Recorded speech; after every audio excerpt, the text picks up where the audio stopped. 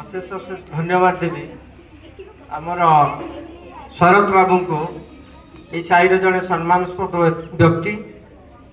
ବିଦ୍ୟାଳୟ ପ୍ରତି ତାଙ୍କର ଭଲ ପାଇବା ମୁଁ ଅନୁଭବ କଲି ଯେତେବେଳେ ଆମ ସ୍କୁଲକୁ ତା ସହିତ ଆଲୋଚନା କଲି ଏବଂ ଗୋଟିଏ ଆମ୍ବ ଗଛ ତାଙ୍କର ବିପଦପୂର୍ଣ୍ଣ ଭାବରେ ସ୍କୁଲର ଲାଟ୍ରିନ୍ ଉପରକୁ ଢଳି କରି ରହିଥିଲା।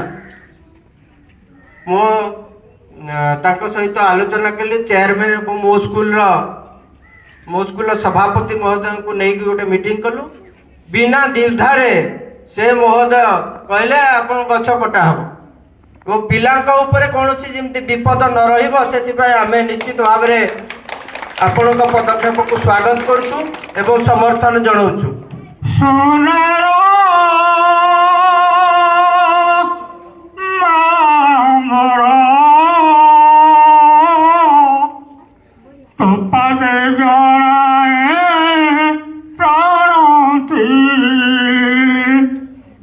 समति पाई पवन उछल चंद्र किरण थका गण गौर महकतर फूल चहक साजी गायबी जय जय कलिंग गौरव गीतिका सुनार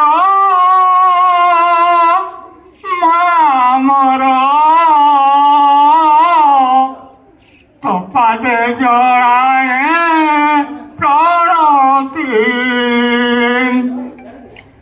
जही वीर खारे जन्मे गंगा ठारू गदा बरी जिले आम ओडिया जातिर पताका तले मगध नुआइला मथा भारत गाइला जय जय कलिंग गौरव गीतिका सोनार मामर कपाले जड़ाए प्रणति वीर गजपति पुरुषोत्तम से ठाकुर राज्यर कर मंगले अपमान पाई कांची रे कदल गराधरी ठाकुरे जिले कांची को आनिला देश पद्मावती को सोनार मामर तो पाते जड़ाए प्रणति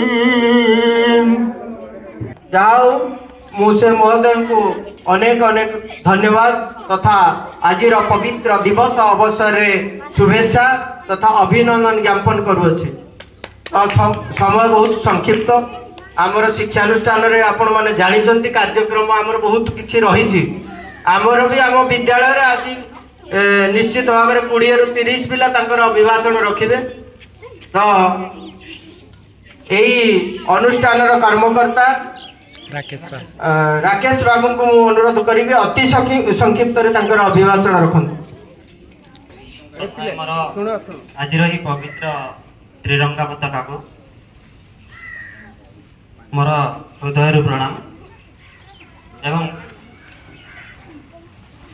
एठारे उपस्थित थिबा मोर अतिथि वृंद और मठसाही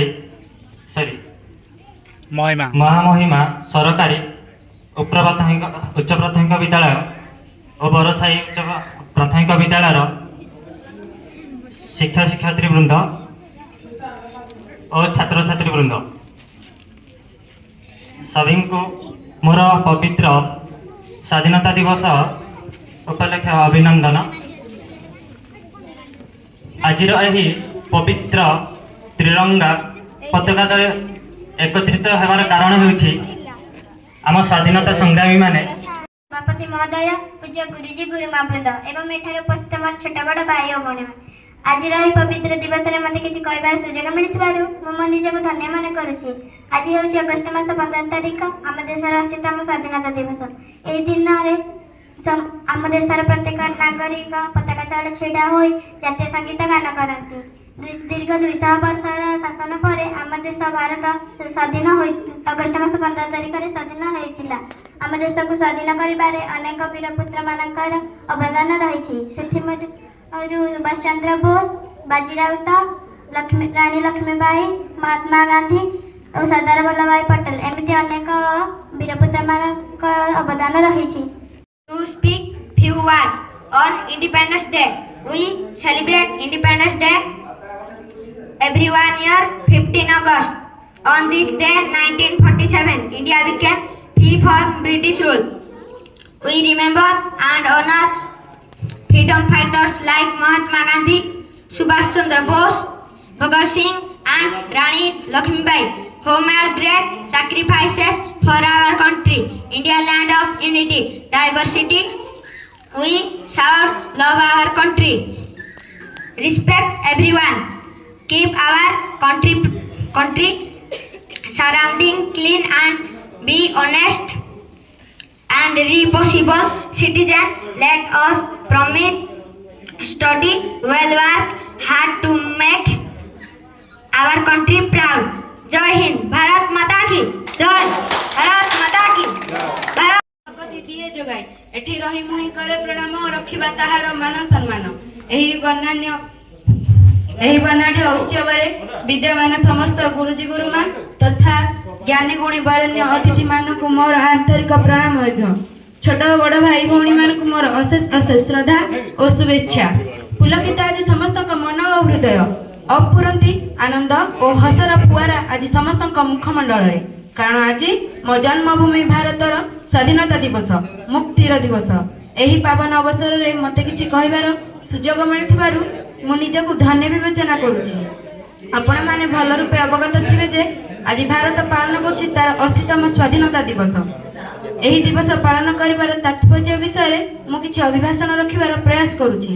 चिर प्राचुर्यमयी भारत समग्र विश्व रे थिला अद्वितीय, जार कोल रे सदा विराजित करुथिला दया, शांति और ममतार अविरत धारा।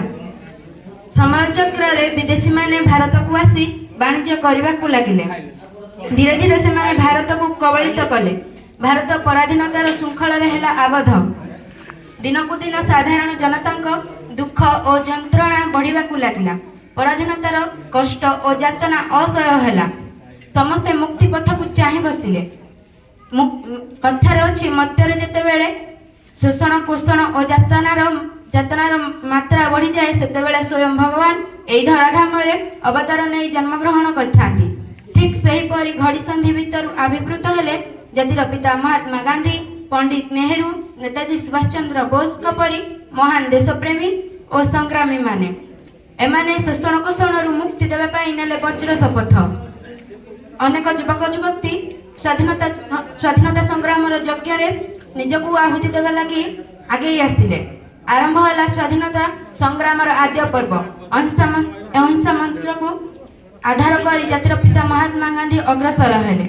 नेताजी अन्य कक्षे नेताजी सुभाष चंद्र बोस अग्निवश्य भाषण साधारण जनता मन और हृदय रे जाति प्रेमर बन्ही प्रज्वलित कला।